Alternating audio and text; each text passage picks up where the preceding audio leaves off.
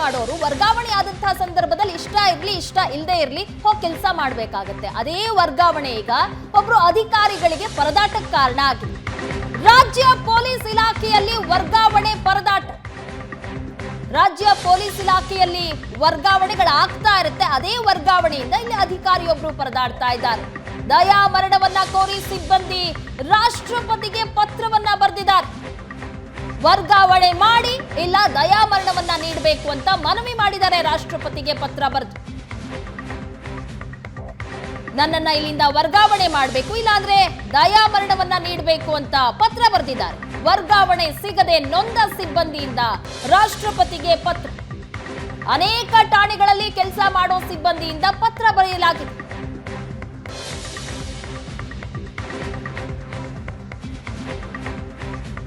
ಒಂದು ಜಿಲ್ಲೆಯಲ್ಲಿ ಪತಿ, ಮತ್ತೊಂದು ಜಿಲ್ಲೆಯಲ್ಲಿ ಪತ್ನಿ ವಾಸವಾಗಿರ್ತಾರೆ. ಅಂತರ್ ಜಿಲ್ಲಾ ವರ್ಗಾವಣೆ ಮಾಡದೆ ಮಕ್ಕಳಾಗ್ತಿಲ್ಲ. ಗಂಡ ಹೆಂಡತಿ ಜೊತೆಯಲ್ಲಿ ಇರೋದಕ್ಕೆ ಆಗ್ತಾ ಇಲ್ಲ. ಕೆಲ ಸಿಬ್ಬಂದಿ ವಯಸ್ಸಾದ ತಂದೆ ತಾಯಿಯನ್ನ ನೋಡ್ಕೊಳ್ಬೇಕಾಗಿದೆ. ವರ್ಗಾವಣೆ ಆಗದೆ ಡಿವೋರ್ಸ್ ಪ್ರಕರಣ ಕೂಡ ಹೆಚ್ಚಾಗ್ತಾ ಇದೆ.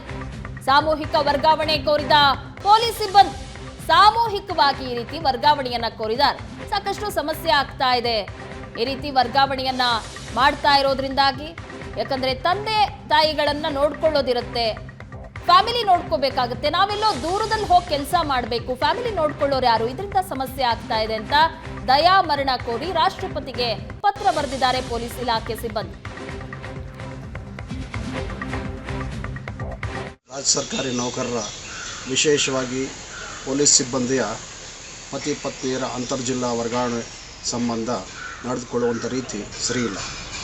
ಕಾರಣ ಆದರೂ ಇಷ್ಟೇ, ಪತಿ ಪತ್ನಿಯರ ಒಂದು ಪ್ರಕರಣದಲ್ಲಿ ರಾಜ್ಯ ಉಚ್ಚ ನ್ಯಾಯಾಲಯ ಮತ್ತು ರಾಷ್ಟ್ರದ ಸರ್ವೋಚ್ಚ ನ್ಯಾಯಾಲಯಗಳು ಕೂಡ ಇವತ್ತು ಪತಿ ಪತ್ನಿಯರ ವಿಚಾರದಲ್ಲಿ ಆಳುವ ರಾಜ್ಯ ಸರ್ಕಾರಗಳು ಕೂಡ ಇವತ್ತು ಸೌಹಾರ್ದಯುತವಾಗಿ ಅವರಿಗೆ ಒಂದು ಎಲ್ಲ ರೀತಿಯಾದಂಥ ಒಂದು ಅನುಕೂಲಗಳನ್ನ ಕಲ್ಪಿಸಿಕೊಡಬೇಕು ಮತ್ತು ಪತಿ ಪತ್ನಿಯರು ಒಂದೇ ಕಡೆ ಕೆಲಸ ಮಾಡೋದಕ್ಕೆ ಅವಕಾಶ ಕಲ್ಪಿಸಿಕೊಡಬೇಕು ಅಂತ ಕೂಡ ಹಲವಾರು ಬಾರಿ ಆದೇಶಗಳು ಮತ್ತು ತೀರ್ಪುಗಳು ನೀಡಿದೆ.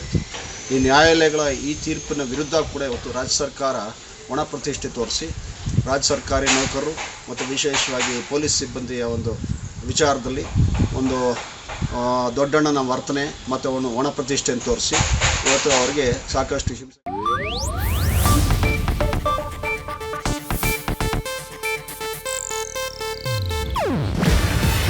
ಇದು ಏಷ್ಯಾನೆಟ್ ನ್ಯೂಸ್ ನೆಟ್ವರ್ಕ್ ಪ್ರಸ್ತುತಿ.